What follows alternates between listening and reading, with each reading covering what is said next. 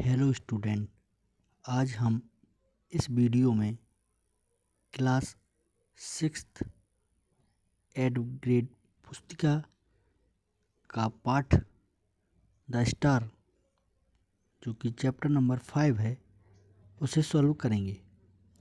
और स्टूडेंट, जैसा कि आप जानते हैं, ये आपकी न्यू सेशन की लेटेस्ट बुक है।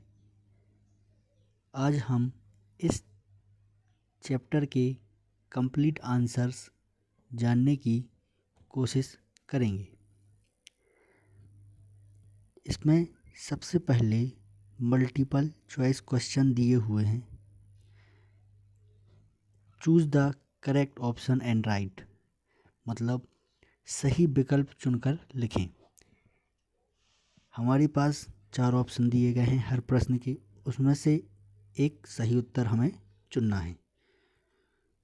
सबसे पहले हम देखते हैं पहला प्रश्न, the star shines like in the sky. जो स्टार हैं, जो तारे हैं, वह आकाश में किस प्रकार चमकते हैं। जो तारे हैं, स्टार्स मतलब होते हैं तारे, और स्काई मतलब आसमान, और शाइन मतलब होता है चमकना। किस प्रकार चमकते हैं? वह चमकते हैं हीरे की तरह, और डायमंड जो कि हमने पोएम में पढ़ा है, वह एक हीरे की तरह आसमान में चमकते हैं। दूसरा question, who thanks the star in the dark. अंधेरे में तारों का धन्यवाद कौन करता है? जो स्टार्स हैं, अंधेरा जब हो जाता है, डार्क मतलब अंधेरा, तो अंधेरे में तारों का धन्यवाद कौन करता है? पहला जो है ए है इसका आंसर। इसका मतलब है ट्रेवलर, का मतलब होता है यात्री जो रात में यात्रा करते हैं। बी टीचर है, तो टीचर हो नहीं सकता। ड्राइवर मतलब ड्राइवर, और फार्मर मतलब किसान। तो सही उत्तर इसका ए है। इसके बाद तीसरा प्रश्न हम देखते हैं, when the sun does not shine it becomes. मतलब जब सूर्य नहीं चमकता है तो क्या हो जाता है? तो इसका आंसर बी ऑप्शन, मतलब डार्क। डार्क मतलब होता है अंधेरा। स्पार्कलिंग, शाइनी, ग्लिटर, ये सब चमकीले, चमकदार सब चीज़ें होती हैं। इसमें सही आंसर होगा B, dark. Question 4, the word tiny spark describe the light of the blanks. जो टिनी स्पार्क, जो पोएम में एक शब्द दिया गया है, वह किस चीज़ को दर्शाता है?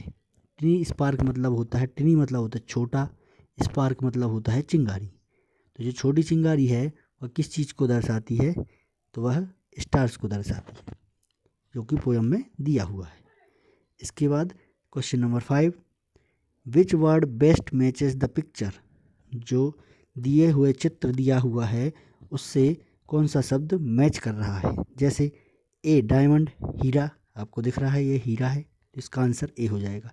बी स्टार, जो स्टार्स होते हैं सितारे, तारे, उनसे चंद्रमा, मून, और सन, सूर्य, तो यह इसका उत्तर सही ए आ जाएगा।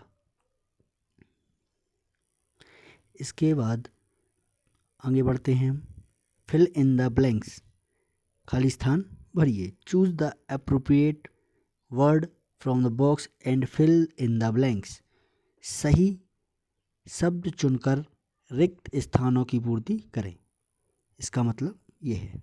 तो जो ये बॉक्स में शब्द दिए गए हैं, लाइट जैसे रोशनी, नाइट रात, ब्राइट, ब्राइट का मतलब होता है चमकीला, ब्लाइंड मतलब होता है अंधा, सी मतलब देखना, स्मॉल मतलब छोटा, डायमंड मतलब हीरा, ट्विंकल मतलब ट्विंकल, जो स्टार्स करते हैं।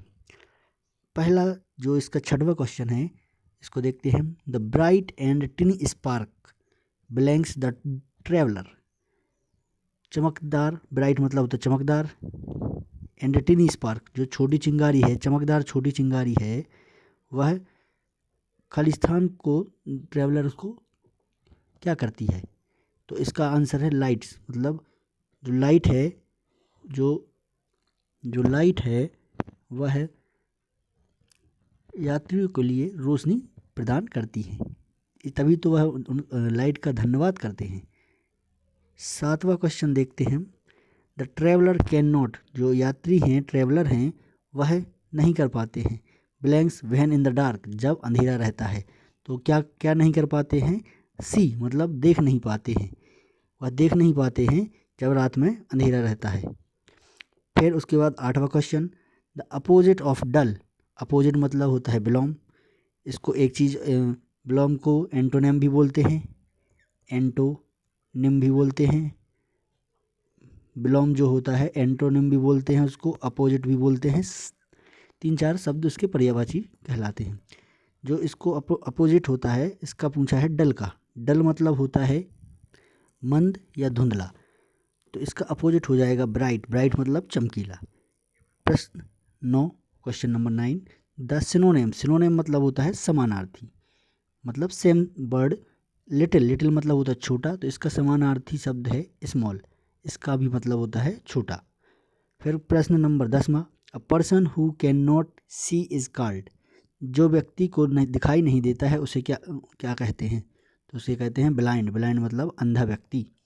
इसके बाद very short answer type question, answer the following question in one word और वन सेंटेंस, एक शब्द में या एक वाक्य में उत्तर दीजिए। निम्नलिखित प्रश्नों के उत्तर एक शब्द या एक वाक्य में लिखें।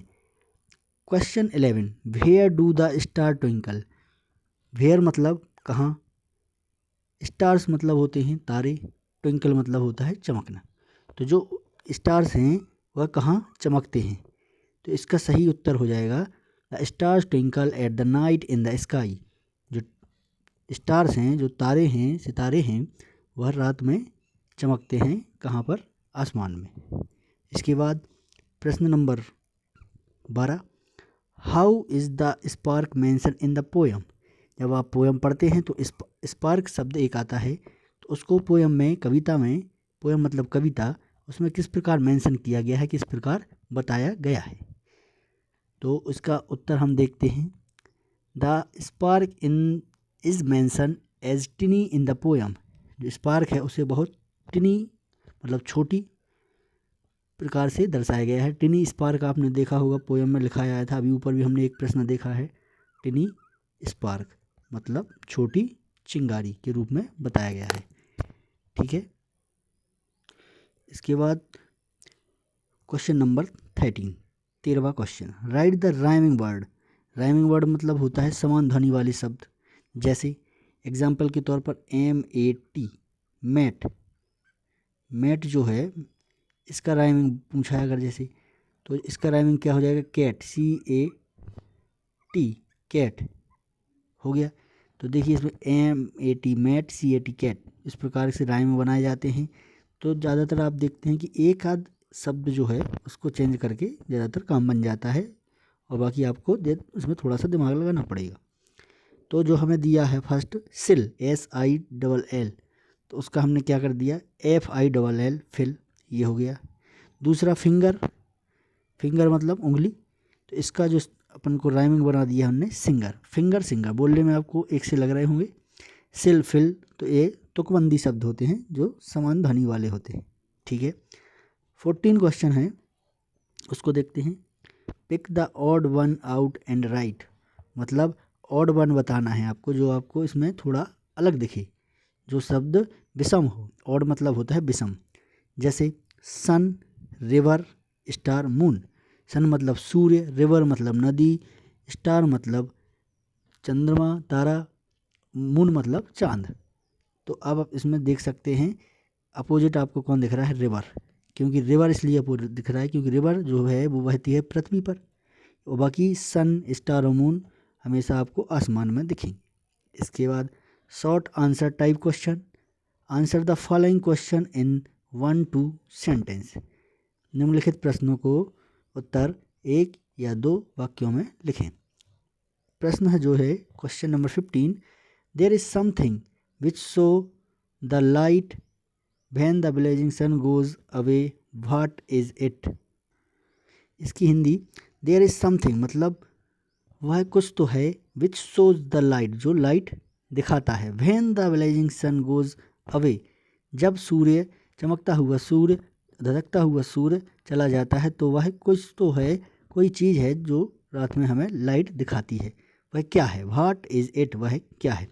When the blazing sun goes away, जैसे ही जो ब्लेजिंग सूर्य है, मतलब जो धधकता हुआ सूर्य है, चमकता हुआ सूर्य है, वह चला जाता है तो हमें the moon and the star shows the light, और जो स्टार्स हैं और मून है, मतलब जो चंद्रमा हैं, जो तारे हैं, वह हमें लाइट दिखाते हैं।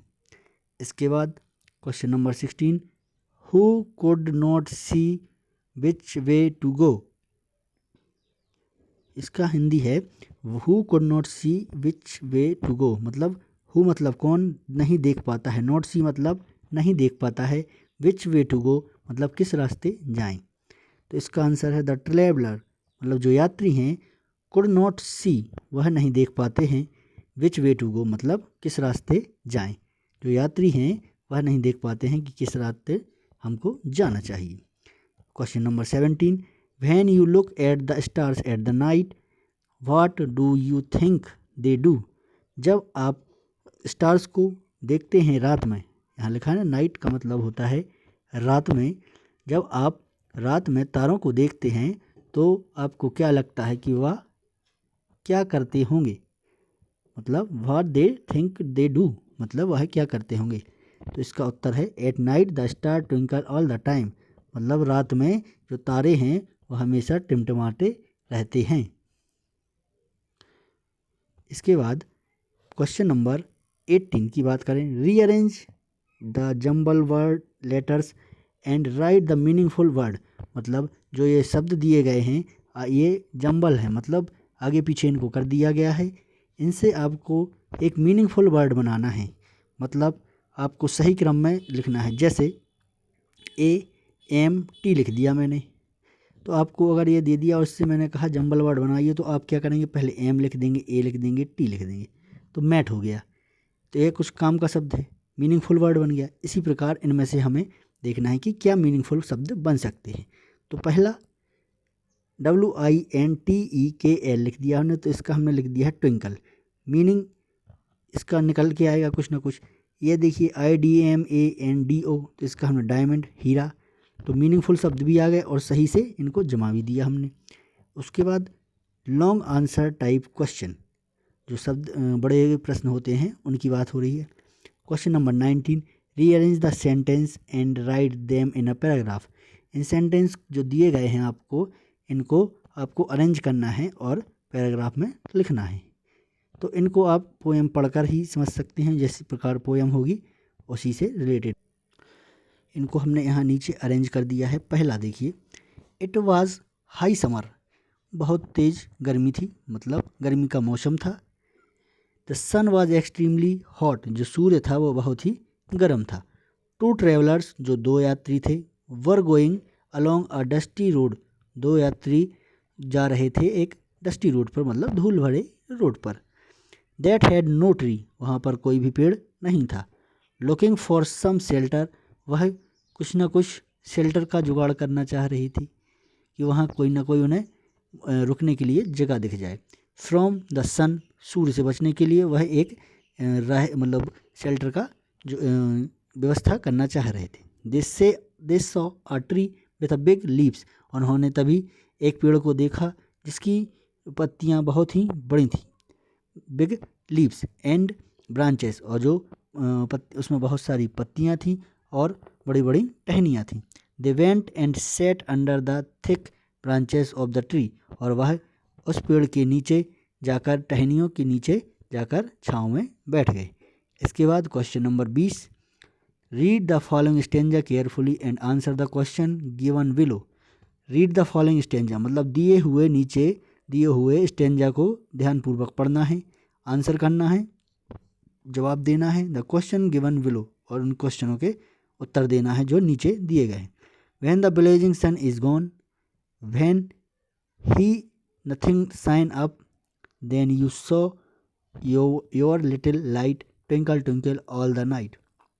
मतलब इनकी जो पहला प्रश्न दिया है, when do the stars show their little lights, जो स्टार्स हैं, जो तारे हैं, वह अपनी लाइट कब दिखाते हैं। तो जो तारे हैं वह अपना प्रकाश कब दिखाते हैं? तो यहाँ पर लिखा है when the blazing sun is gone, जब धधकता हुआ सूरज चला जाता है।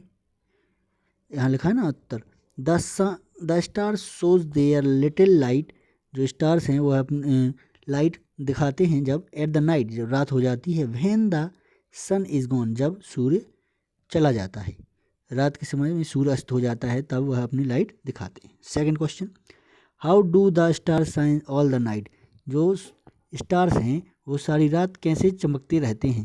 तारे सारी रात कैसे चमकते रहते हैं?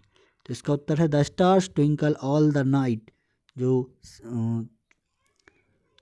तारे सारी रात टिमटिमाते रहते हैं।